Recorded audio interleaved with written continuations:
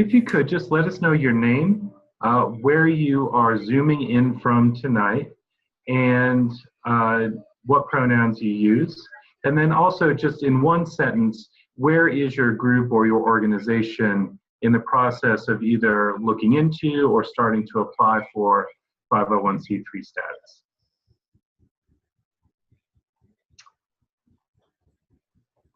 I don't know if folks are in the same order on your screen as on mine.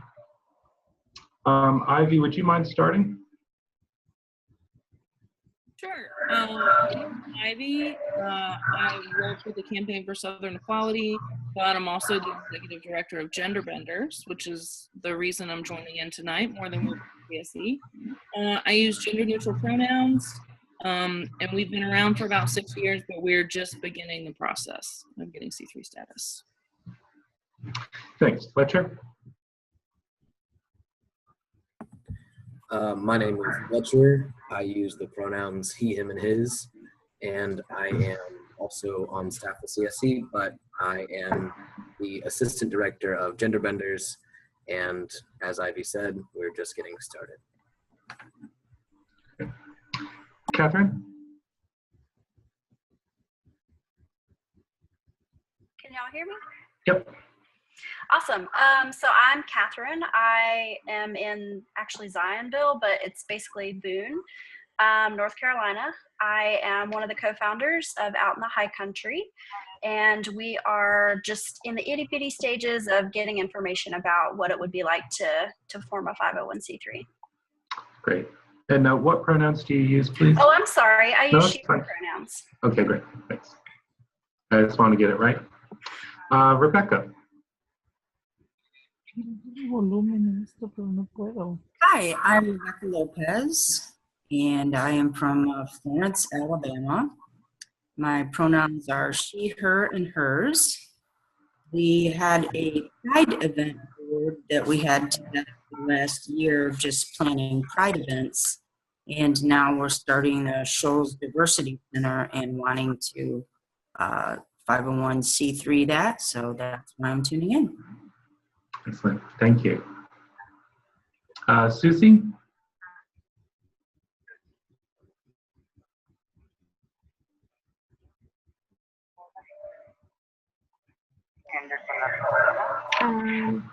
Hello, my name is Susie in Henderson, North Carolina.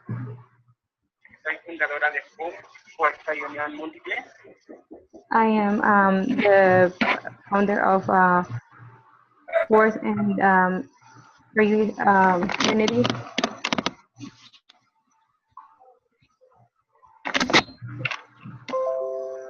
I'm a transgender woman who lives in Carolina.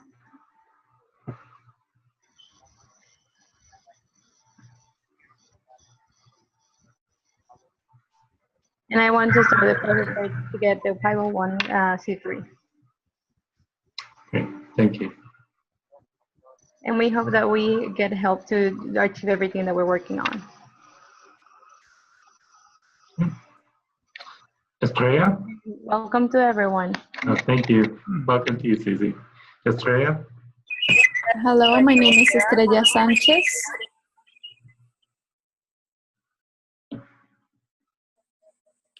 I live in Atlanta, Georgia.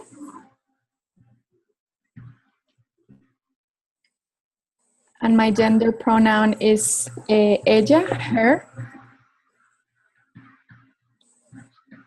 Because I'm a transgender woman.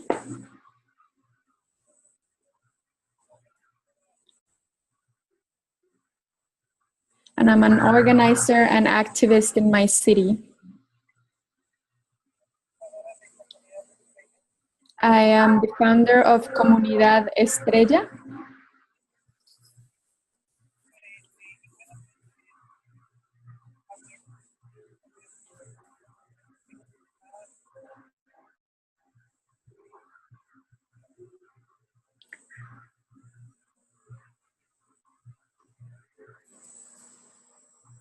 And I also need more information and support on how to incorporate my organization and to be able to protect the work that we're doing. because we haven't had enough support.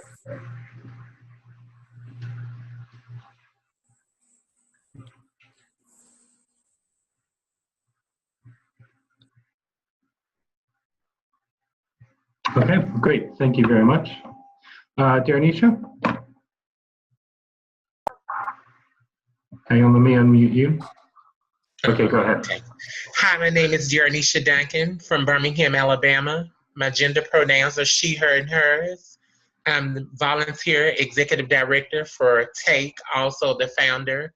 TAKE stands for Transgenders, Advocate, Knowledgeable, Empowering. Great. And where are you in your 501c3 process? Oh, I have a physical sponsor. Okay, great, great. And we will talk about what that means in a little bit. Q?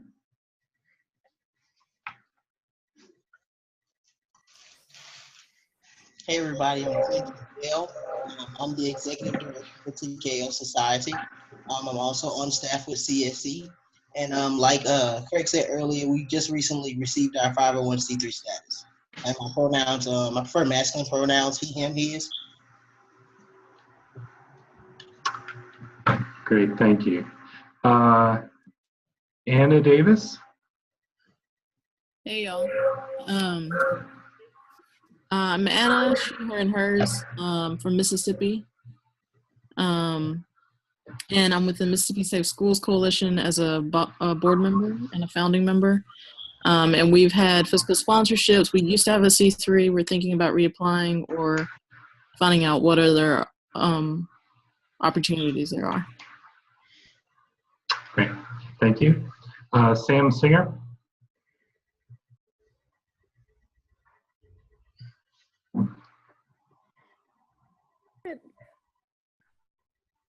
I just unmuted you, Sam. Go ahead.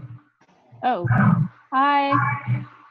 My name is Sam Singer. I use she, her, and hers. I work for Spirit in Action, which is a national nonprofit with 501c3 status. However, I myself don't have a lot of knowledge around what that means. And having 501c3 status and doing legal voter engagement work can be tricky sometimes, so I'm just here to get educated and be a fly on the wall, if that's okay with y'all. Great. And I think the last screen I see is Cortez. Hi, my name is Cortez. I use they and them pronouns, and I'm here on behalf of Southern Pride Career Pride. And we have a fiscal sponsor currently. That's who's speaking right now. And I'm in Atlanta, Georgia.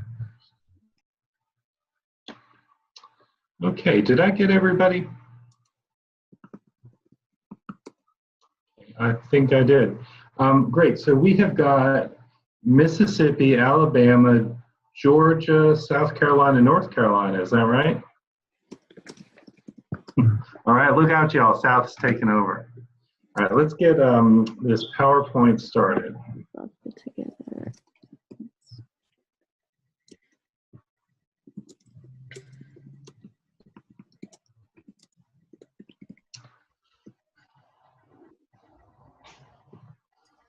And just a reminder for everyone who's not currently speaking, keep yourself on mute. Yeah, I will go ahead and ask for questions. Okay, this we've all covered. Remember, this is a general overview and we are not lawyers. Also, there is one-on-one support available after the webinar. It'll be our last slide, but what y'all will do is email Brittany, and Brittany can put you in touch with the right person to ask specific questions about your process. So first, what does 501c3 status mean? It's a term that's used by the Internal Revenue Service, the government, and it refers to nonprofit organizations that operate for the public good and are not required to pay business taxes. Essentially, if you're going to be a legal organization, you need to have some status, and there's a number of different ones. Many of them have to pay taxes, but nonprofits do not have to pay taxes. And the most common status is called 501c3. Unfortunately, if you work for a nonprofit, you still have to pay your own income taxes. So some groups ask, should we be looking at 501c3 status? Is it right for us? So here are the advantages. Work responsibility often took us in different directions. One is that you qualify for more grants from foundations.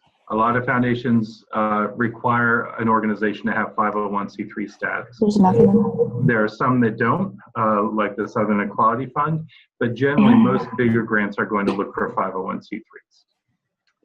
If you have 501c3 status, donations to your organization are tax deductible. That sounds good. The reality is that to get those deductions, you have to itemize your taxes. And the truth is that many people, especially working and middle-class people, don't itemize their taxes. So unless you're looking at big wealthy donors that are going to be giving you a lot of money, that tax status is probably not a big incentive. It definitely seems more official to have nonprofit status. And it's useful if you get to the point where you want to be paying staff. Okay, the disadvantages of 501c3 status. One is that it really requires you to be a more formal organization. There's lots of paperwork to get started. There's paperwork every year as you're operating. It takes more paperwork when you shut the organization down. There are more rules about what you can and can't do.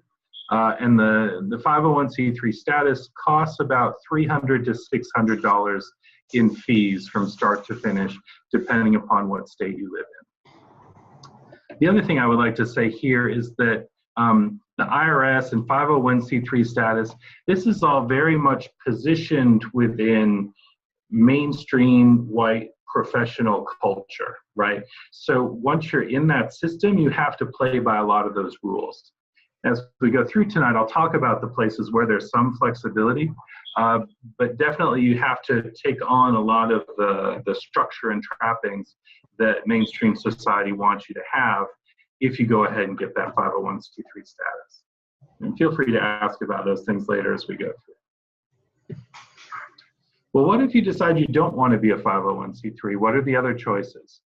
One is that you can just continue to work as a grassroots group. Technically, that's called an unincorporated organization or an unincorporated association. And if you earn or spend less than $5,000 a year as an organization, the IRS has no problem with that. Essentially, you operate below the radar screen of the IRS. You're not big enough to worry about. So that's if you are small and want to stay small, that can be a great option. Another choice is to operate as a program of another organization. For example, the Southern Equality Fund is a program of the Campaign for Southern Equality. The fund has its own advisory council that makes grant decisions. It's got its own staff. It operates independently to some degree, but the staff are employees of the Campaign for Southern Equality. The fund is part of the organizational budget of the Campaign for Southern Equality. So it operates as a program underneath this larger organization. If you know an organization that's a really good mission fit and you can bring something that they don't have, say there is a gay and lesbian center that doesn't have any trans programming, that could be a really good opportunity to go in. They could do the bookkeeping, they could share some office space, but you do your own fundraising and run your own programs. So that's an option. And finally is the option that Danisha mentioned before of using another organization's fiscal sponsor status, using their 501c3 status. And essentially what that means is that they have done all the paperwork to get the 501c3 status from the IRS. And they hold your organization kind of under the umbrella of their nonprofit status. Usually you would write up some agreement with them around who's responsible for bookkeeping, who's responsible for fundraising, is there shared office space or not. But that can be a good partnership opportunity. It's also a great sort of transitional step to work under while you are in the process of getting your 501c3 status. The challenge is that they do have some authority over you, and so you need to find the right organization to become a part of. In a nutshell, I've got this in bold at the bottom there. I really don't recommend becoming a 501c3 until you are sure that it is the right thing to do. In the last 15 years, I've helped maybe a dozen organizations get their 501c3 status, and less than half of them are still up and running. They did all this paperwork and then just didn't continue, some for funding options or funding reasons, some because people moved away, but then they had a lot of paperwork to do to dismantle the organization. So unless you know that you want to go in the direction of being more formal, I wouldn't say it's time to become a 501c3. Anybody have any thoughts that they want to share about that, or any questions?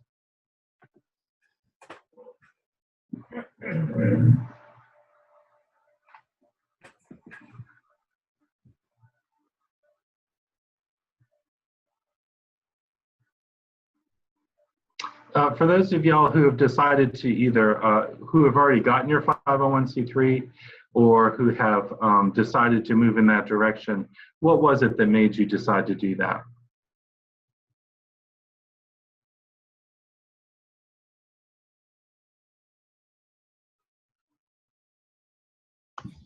And please, if you're getting ready to speak, don't forget to take your microphone off mute. I know I do that all the time when I speak, not knowing. Yeah, thanks, Benny. I think Susie is going to start. Okay.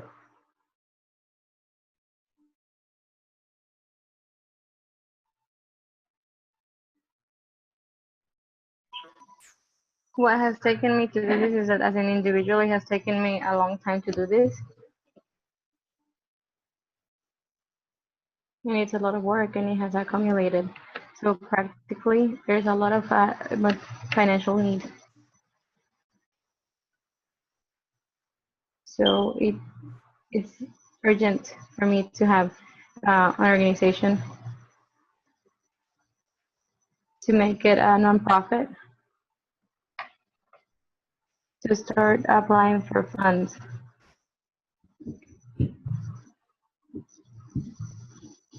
And to help me help do the jobs that I'm already doing.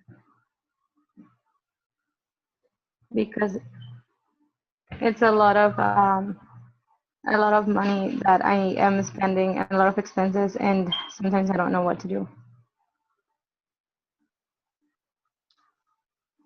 So this class is in my very interest, so that I want to reach a point where I know how to apply.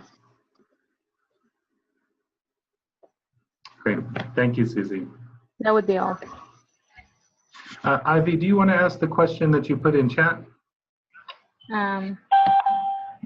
Sure. I was just wondering, like, is getting C3 status your only really viable option to have paid staff other than becoming part of another organization or some other sort of status like C4? Like, do you need to go official like that if you're going to have paid staff in one way or another? It's a great question.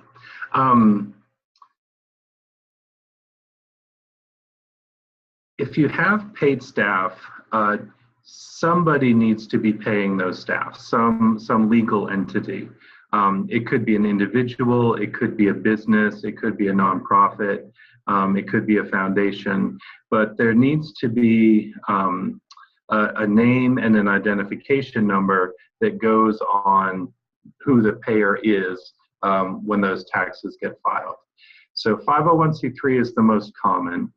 If that is the only reason that you're working for 501c3 status, then using another organization as a fiscal sponsor and just passing the pay through that organization might wind up being a little more streamlined of an option. Any other questions? Thanks, Ivy. Hey, Craig, this is Q. Okay. In response to Ivy's question, do you want to hit on just incorporating through the state rather than, because becoming an incorporation is different from gaining tax exempt status. So is it possible to incorporate and not be tax exempt? That is a really good point. Yes, it absolutely is. And we'll get into what the difference is in just a minute. Thank you so much. That was an excellent point, Q. Yes, so technically you can apply, you can incorporate with the state that you're in and become a legal organization, and you don't have to take the next step of becoming a nonprofit organization with the IRS. At some point, once your budget gets up above $25,000, both the state and the federal government are going to start wondering, well, if you're not a nonprofit, we're going to assume that you're a for-profit. And they could start looking at you for business taxes, for instance. And the only other thing I wanted to add to that, in response to Ivy's question, Alabama will let you register with the Attorney General's office as a charity, as a state charity, as a charity. I'm not sure. I don't think you have to be 501c3, have the tax exempt status to register as a charity. And that's you have to register as a charity before you really start accepting or soliciting donations in your state. I know in Alabama, it's only $25 a year to register as a charity, and then you just renew it yearly. Yeah, and we'll get to that later in the presentation too. If folks have that, that question is, are there other ways to pay people? And you really don't want to get the 501c3, that's a good question to get in touch with us about, and we can maybe contact our lawyer contacts in your state and see what that is. Thank you so much, Q. I really appreciate your insights on that. If there are no more questions, I'm going to bump back to the slideshow.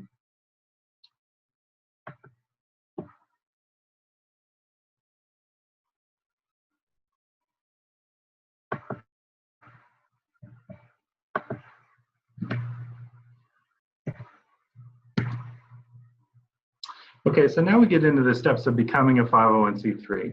And the first steps are things that you do internally inside your organization. Then the second set of tasks are things that you do externally to file paperwork with different organizations. They don't necessarily have to go in this order.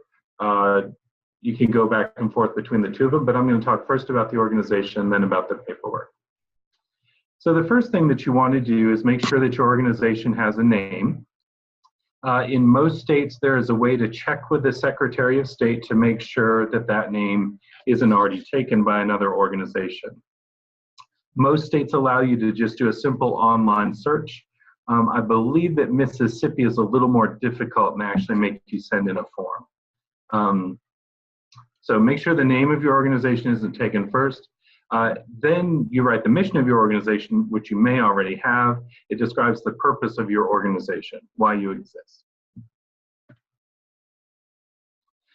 Then, if you haven't already, it's your job to put a board of directors in place.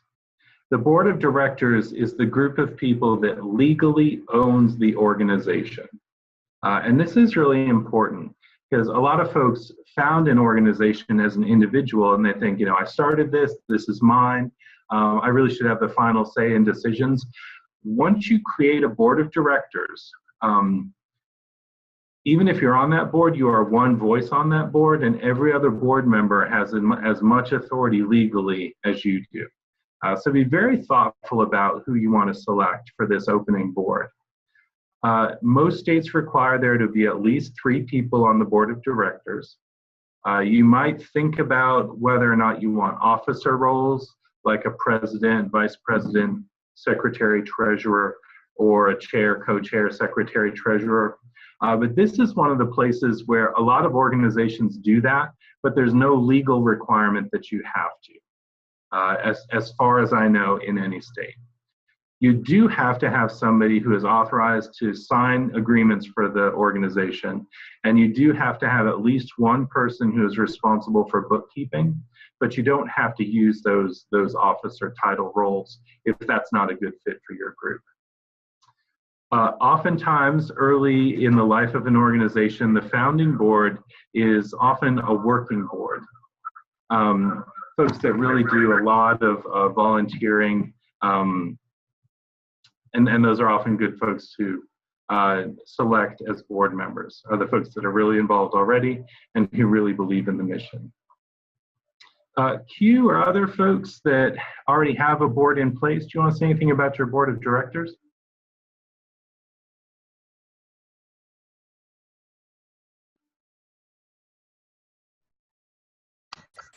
I would just say that make sure that the board of directors are people that you trust. Because like Craig said, it's important that at the moment that you create that board of director, they have just as much power as you do. You're going to be one voice on that board. So I wouldn't suggest having a lot of people unless you're going to have a large organization and you expect to grow and be big like that. But if you want to be able to keep decisions to be able to make decisions more quickly, you might want to consider having a smaller number of board members, but always have an odd number. Thank you. Anybody else?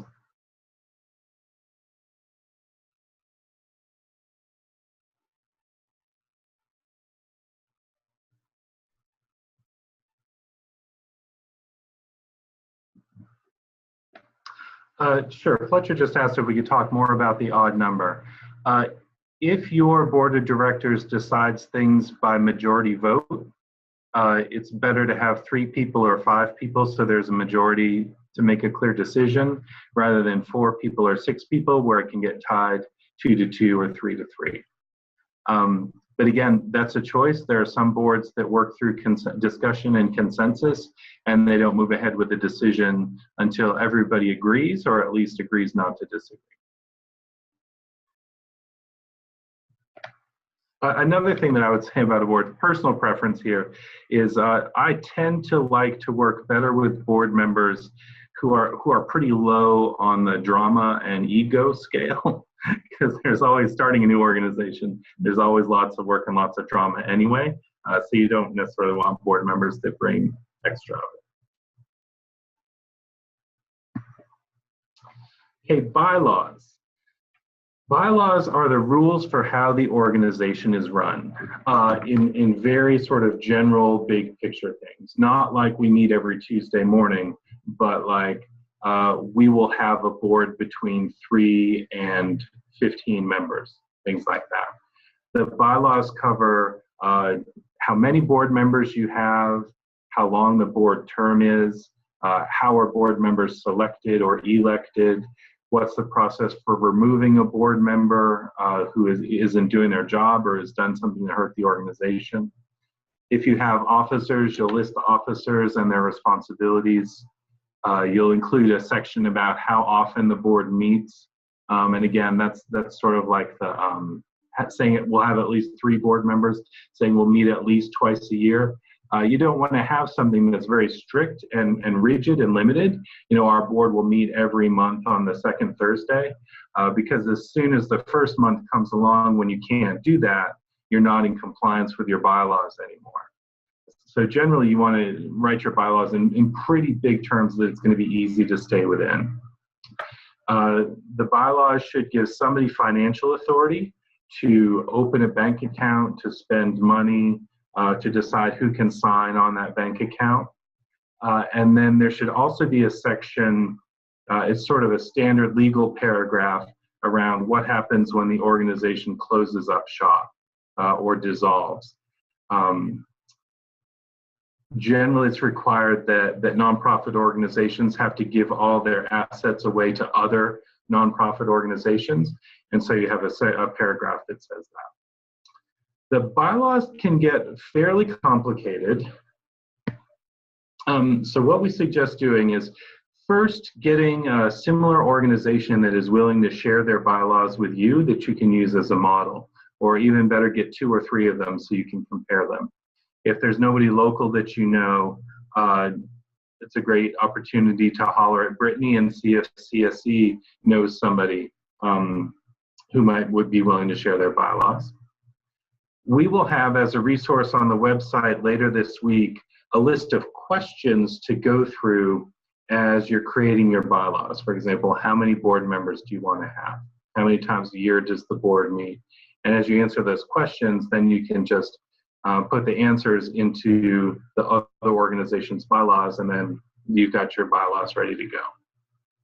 It is fine to have it in regular language. It does not have to be all legal and technical.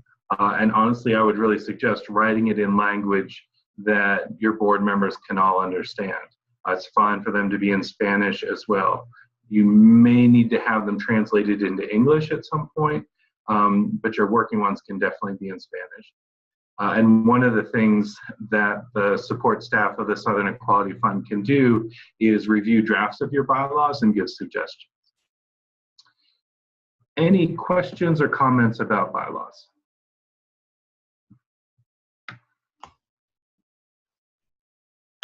Hey Craig, I know people were looking for places where they could get copies of bylaws. I believe the IRS actually has a template online as well. If you go to irs.gov, I think they will have a copy of like a template for your nonprofit corporation bylaws. Great, great. I just one other thing I do want to add. I think there is some. If you are looking, if you think your organization would eventually want to go tax exempt in the future, I think there is some specific language. There's a specific clause that you have to have in there. It says something about the purpose of your organization and whether it's charitable, scientific, or educational purpose. But it's a specific clause that has to be there. Once I find it, I'll drop it in the chat. Okay, great. Yes, and that will be on the handout that we'll share as well later this week. There's that standard language, and there's some standard language around dissolving the organization. And there may be one or two more. Yeah, thanks to you. Anybody else that's worked on bylaws before?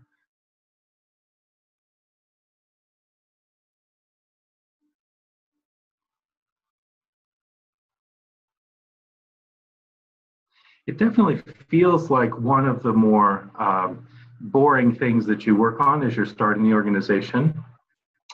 But when the time comes a few years down the road, when you've got a board member who's being really disruptive and there's a need to remove them, it is great to be able to go back to the bylaws and say, oh, we've got a process for doing this. We just need to go through step 1, 2, 3. If you don't have that in place, then it can really be a nightmare. Yes, question from Anna. What's the process for changing your bylaws? That is one of the things that you'll write into your bylaws is how they get amended. Generally, a majority vote, or whatever the usual voting process is for your board of directors is sufficient to change your bylaws. You can make it more complicated if you want to, but there's no need.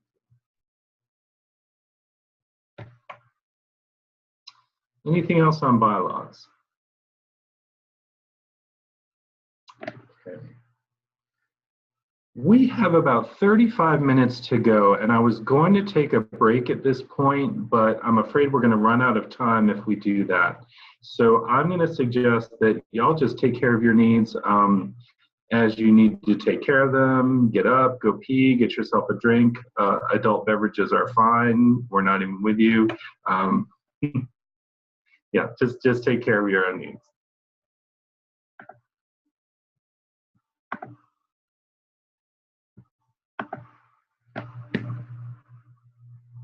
Okay, so now we're on to the paperwork, which is just lovely.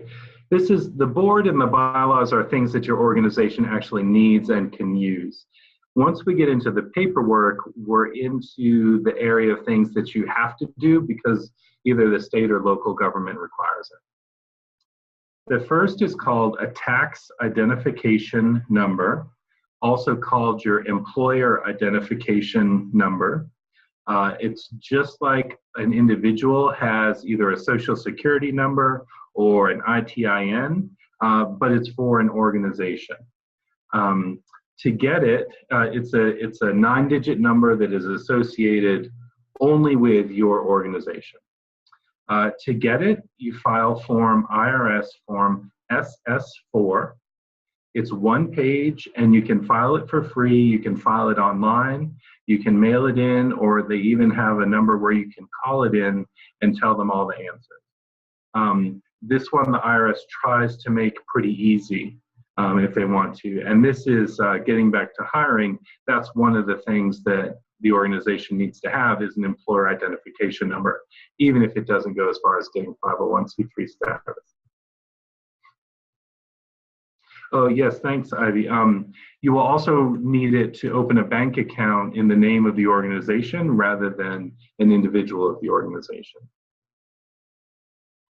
So that's the tax ID number. That's the easiest step. Right now we are on the Articles of Incorporation. You file them with the Secretary of State in your state. The process is a little bit different for each state, but generally there will be a standard format. You fill in the blanks of the form. It's just things like the names of the incorporators, which is your board members. And then nonprofits must have some additional sections like the ones that Q was talking about for the bylaws around dissolving the organization, making sure that you're incorporated for tax exempt status, and so forth. Okay, so applying for a 501c3 status, it's an application that you make to the Internal Revenue Service. If your income is under $50,000 and the assets of your organization, in other words, the value of everything that your organization owns is under $250,000, then you can file what's called the Form 1023-EZ. It is a much simpler form than the long form. There's also a Form 1023 that's about 26 pages. The 1023-EZ is only about 3 pages, and instead of providing a big stack of documents, all you have to do is check boxes to say that you've got things like the dissolution clause in your Articles of Incorporation. The fee for doing that is $275.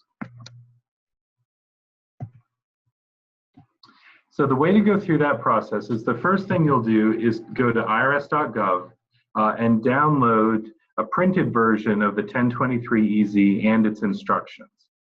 In the instructions, there's an eligibility checklist that you go through to make sure that you qualify for the 1030-EZ. For instance, if you're a church or an educational institution, you have to go through a different process. But as far as I know from what y'all were describing, every organization on the call tonight should be fine for a 1023-EZ. What I recommend folks do is print out that form, fill it out on paper first, but then you complete the actual application online through an account at pay.gov. And you can save your application and go back to it later. But if you've already filled it on paper first, all you have to do is type in what you've already got to all those questions, and you don't get surprised by any of the questions that they're asking.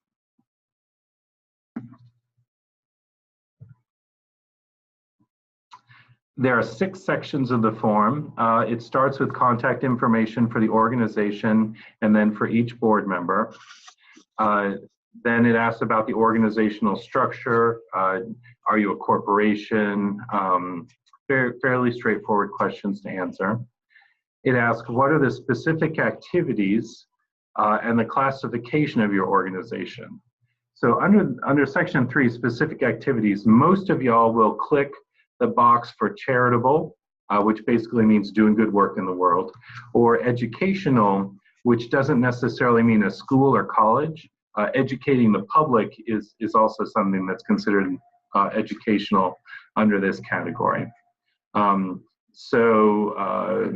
for gender benders, all the trans one-on-one workshops and clinics that y'all do would very much fit within that educational framework.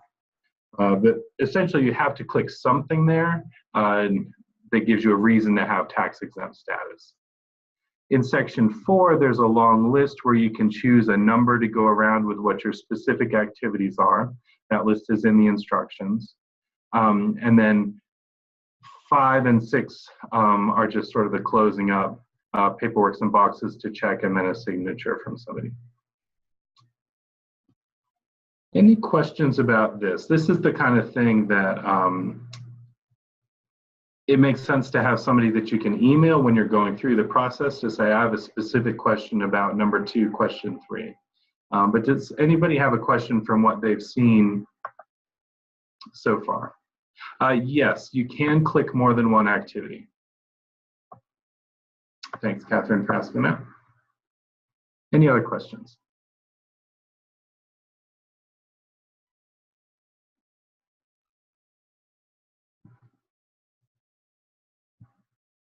Okay, let me move on. We are close to the end here.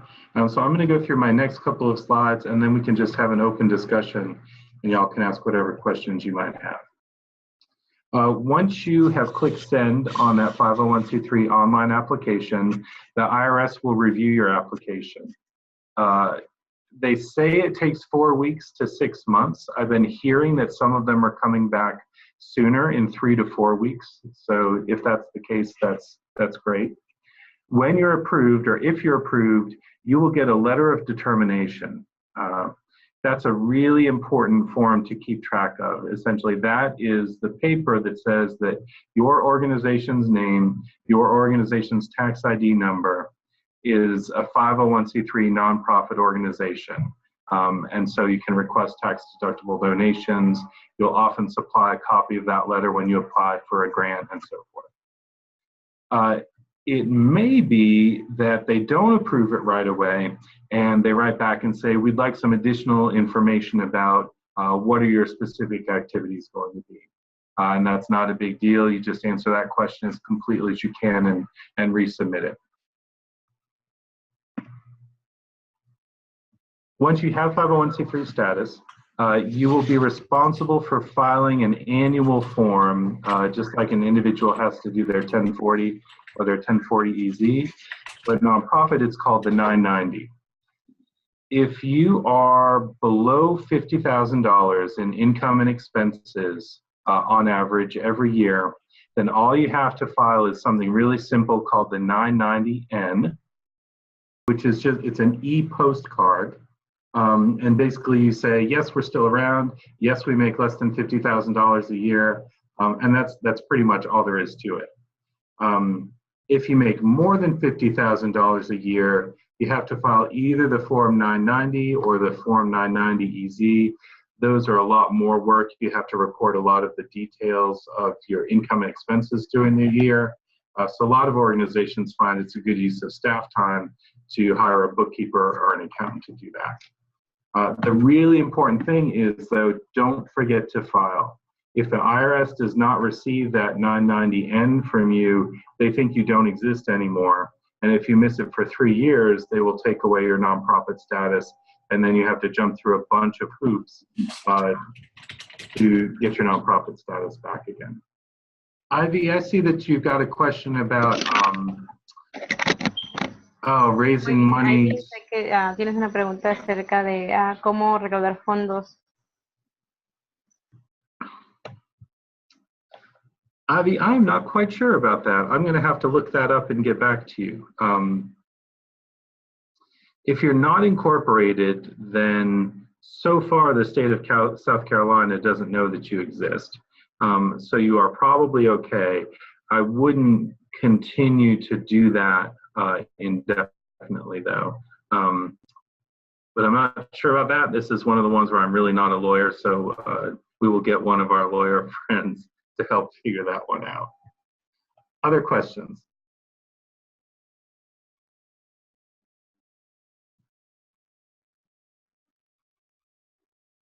Okay. If your organization ever shuts down, you file articles of dissolution with the Secretary of State, just like it's the opposite of your articles of incorporation. You say, we don't exist anymore, and then be sure to notify the IRS that you don't exist anymore. Otherwise, they will keep looking for those annual filings from you every year. And I've been in one situation where 5 years later, they came looking for all the board of directors saying you're way behind on your paperwork, and we had to pay a bunch of fees. So if you close down, make sure you let the state know and let the IRS know.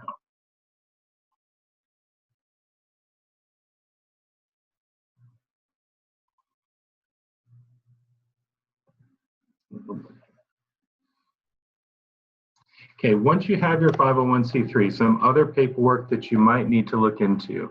One is the solicitation license that Q mentioned earlier. It's also called the Charitable Solicitation License, or CSL. Basically, that says you let the Secretary of State know that you are raising funds in the state where you're raising funds. And the idea of these is it's meant to be a screen for people that are illegally going around and raising money, asking for donations or for organizations that don't really exist. North Carolina has a lot of paperwork attached to it. Some of the other states, it's a little more simple. in general, you have to be raising $20,000 to $25,000 a year before you have to file that solicitation license. But you may need to file a different form if you're below that $25,000 threshold that asks for exemption from having a solicitation license. What I hear is different states are different levels of strictness on that. If you have any doubt, you should definitely either get the exemption or file the license, because if there was somebody who didn't like your organization for some reason, one of the things they could do is look you up online, see if you had a solicitation license or an exemption, and if you didn't, they could turn you in and get you into trouble. So it's a pain, but it's pretty important to do. Once your organization starts paying wages or salaries, there's a good deal more paperwork to set up as far as accounts with the state for doing withholding, paying unemployment, and so forth. That's a level where it's really useful to have a bookkeeper or somebody who knows what they're doing help set up those systems.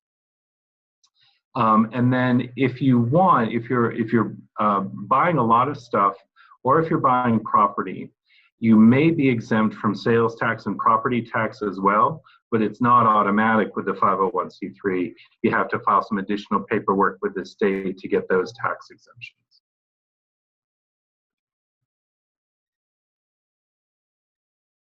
Yes, and I see a note from Catherine that there's a website called guidestar.org that posts the 990 forms, I think from most or all nonprofits in the United States.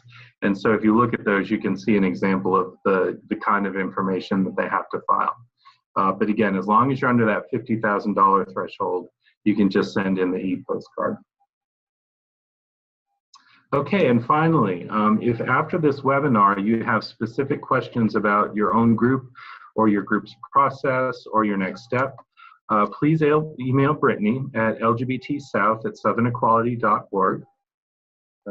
Yep. Yeah, okay. Okay, and she will redirect your question to somebody who can answer it. Maybe me, maybe one of our attorneys, maybe our financial compliance person, but we'll get you connected with somebody.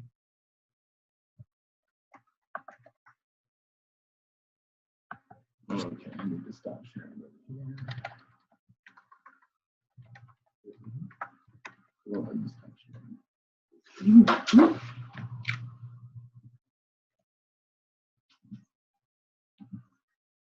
Okay, and there we all are. So, any questions about anything that we've covered? I know that's a lot of very dense information in a short amount of time. I have no idea how our interpreters have gotten through the past hour and a half. Any questions? Yes, a question from Estrella, I think. What type of lawyers? Sí.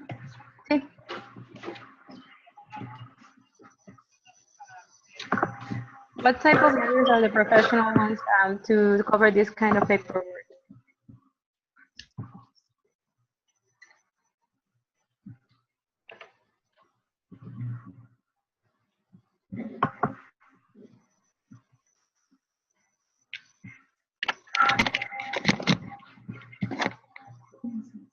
Can you hear that? Did you get the question?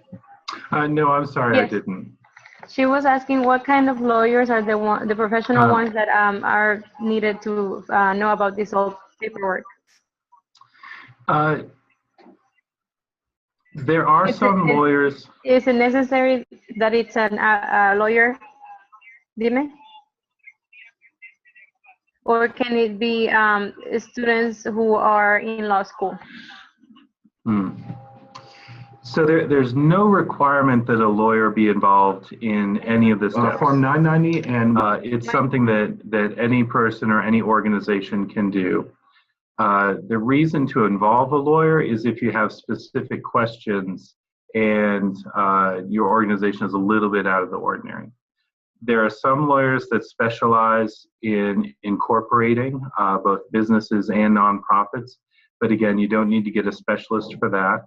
And I think a legal aid or a legal assistant should be able to do the research and help you just fine.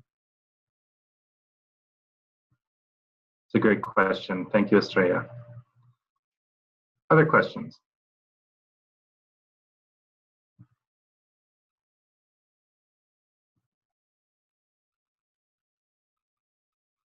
Thank you.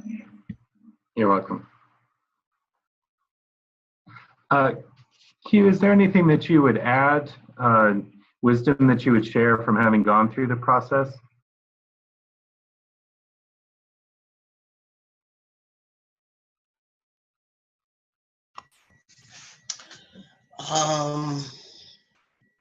Something I could share from going through the process. One issue that we ran into, we started our organization about 4 years ago in 2009, but we hadn't been doing a lot of work and we lost a lot of people. So we were in the process of rebranding and renaming our organization. And so this was actually the second time that we submitted our 1023 application. One thing I would say is if your company has ever gone by any previous name, to make sure that you send in to the IRS a statement saying that you've changed that name and any paperwork showing that it's been changed on the level before you submit that status, because it has to match what the IRS has in the database that's listed to your EIN. And that was our issue. So that cost us about 4 to 8 weeks of waiting and for them to clear it up, refund the payment, and then send it back to us. But if your name and everything matches, typically, it took us right at 3 weeks to get ours approved. No, that's excellent. The mail, so. Can y'all hold on 1 second? Estrella, ¿puedes ponerte mute otra vez en el teléfono, por favor?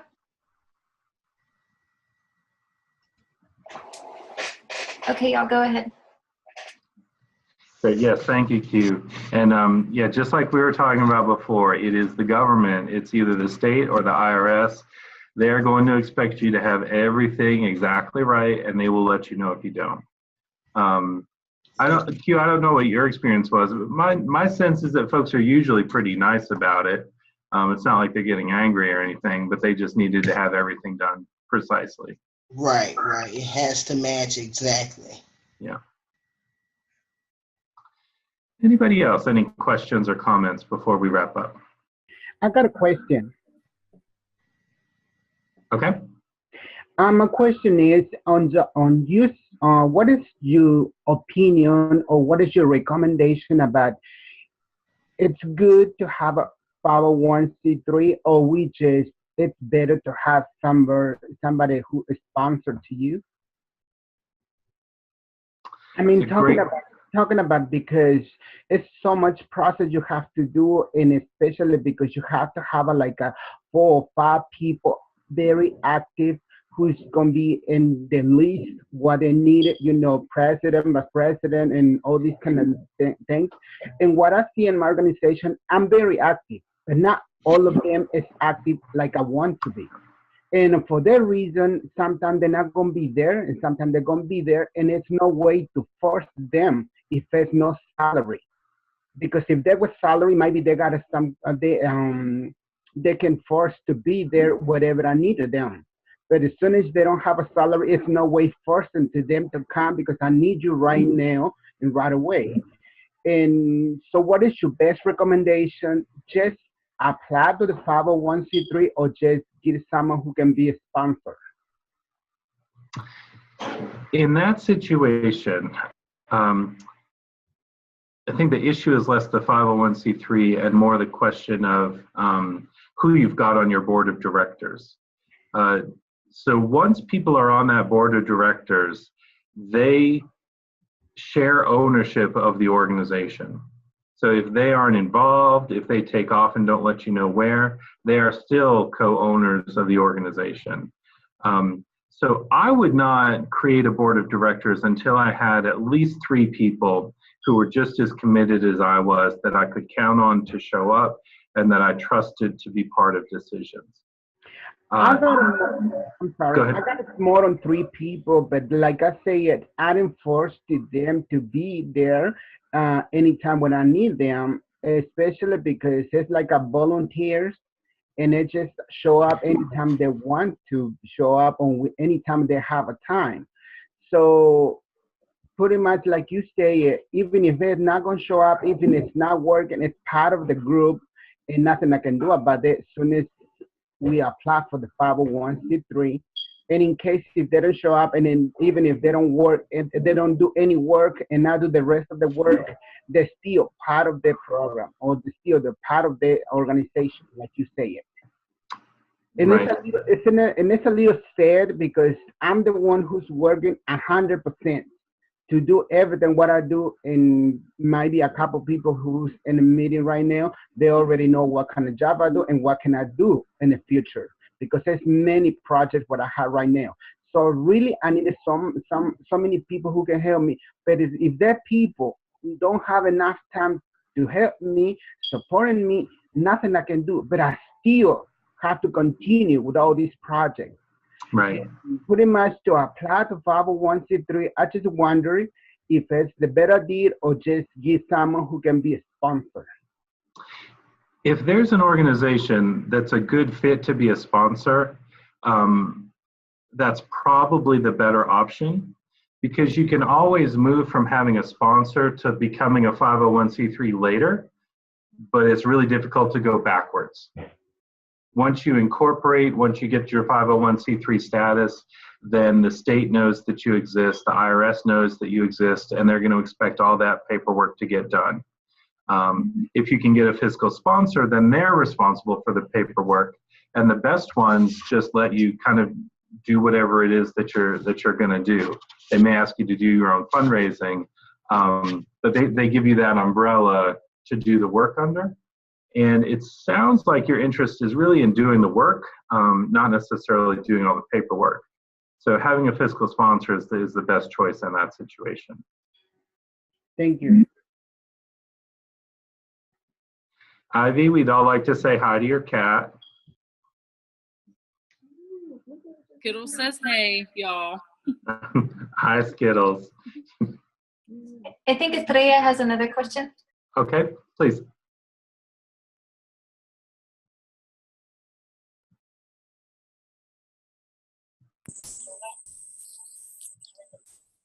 In my case, I am undocumented.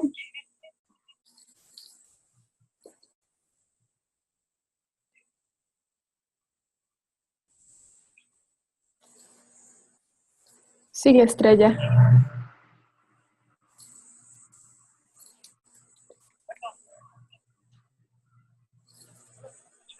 Sí, te escucho. ¿Cuál es la pregunta? So, being undocumented woman.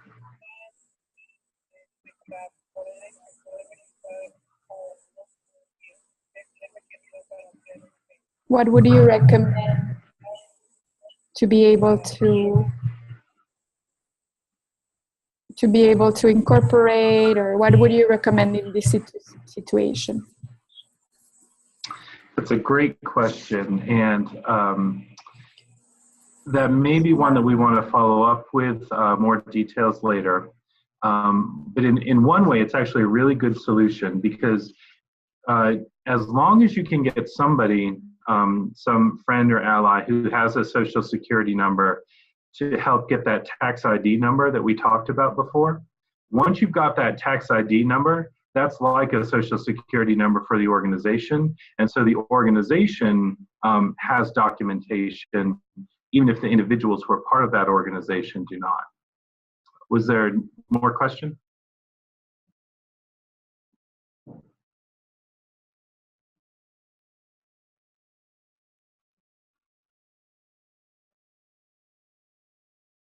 Hello, everyone.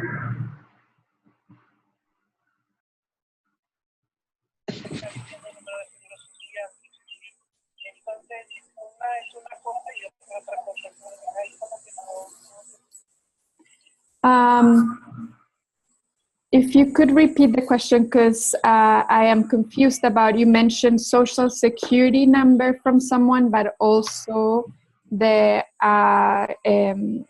employer identification number. So could you repeat again, because I didn't understand Of course. the need for the two.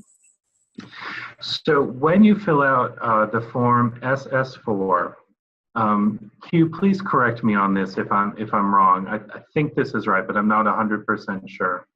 When you fill out the form SS4, they will ask for a name that has a social security number, so they can attach that employer identification number to a particular individual who's requesting it. Does that make sense? And that actually changed after 9/11 because people were creating organizations right and left, and the government didn't have any idea who they are. So they asked for a social security number to be attached to it.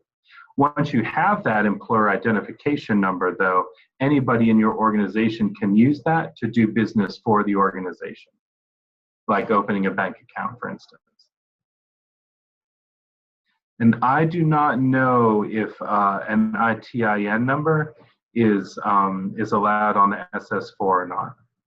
This may be one where we want to follow up with an attorney and get back to you. Yeah, correct. I'm looking at the IRS website now where you apply for the EIN, and the first thing it says for determining your eligibility is that. Excuse me, sorry, hold on one second. Could you repeat the last part, Craig, that you said? If I can remember what I said, yeah.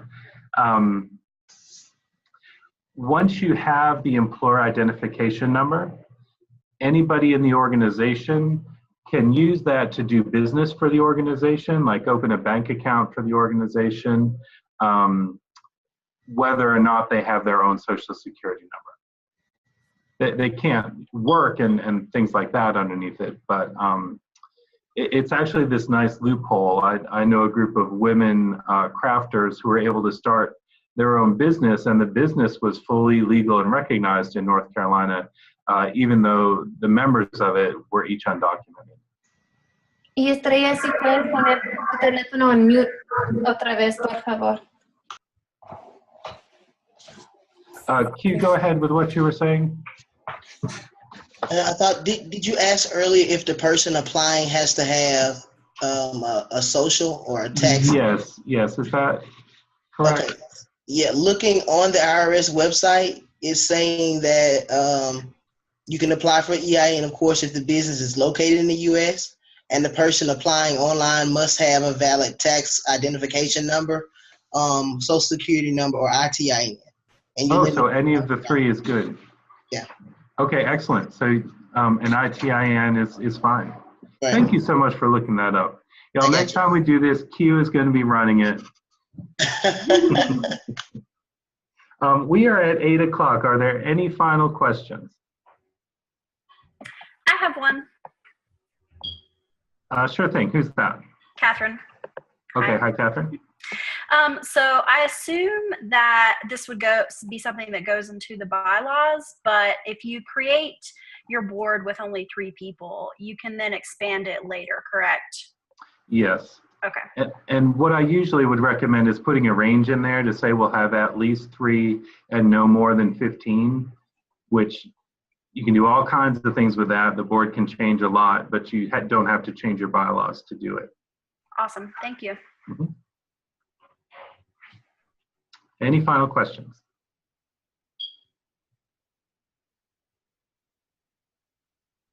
Okay, excellent, y'all. We made this work. We did 5 states, 2 languages, and 1 cat. And despite the computer crashes, we made it all work. This webinar will be available online. The PowerPoint will be available online. And we will also send out that reference sheet around writing your bylaws. Chloe or Brittany, did you want to close this up with the evaluation request? Sure, I can do that. Can you mute yourself open? All right. Thank y'all so much for joining us tonight. Again, like Craig said, thank y'all for holding there. We still sort of kind of ended on time, so I'm super excited for that. We do have a survey link. I did send an email to you all, but I'm going to post the link in the chat window right now, or close the link in the chat window right now. Either way, it's in the chat window. If you could please fill that out so we can make sure that we're strengthening our online presence with future webinars and other programs that we want to do under the Southern Equality Fund.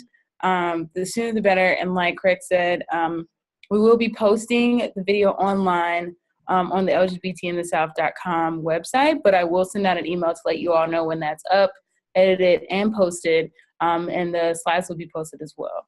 So, can you thank Q and the interpreters? Yes, Q, and our lovely interpreter team. If everybody could just like give them a huge thumbs up, silent clap, whatever. You all did such a great job. This is definitely not an easy task, and thank you all so much for your help tonight. Like, definitely couldn't have done it without you all, so thank you so much. All righty. Well, if there aren't any more questions, we're gonna log off, and I will see y'all next time. Bye.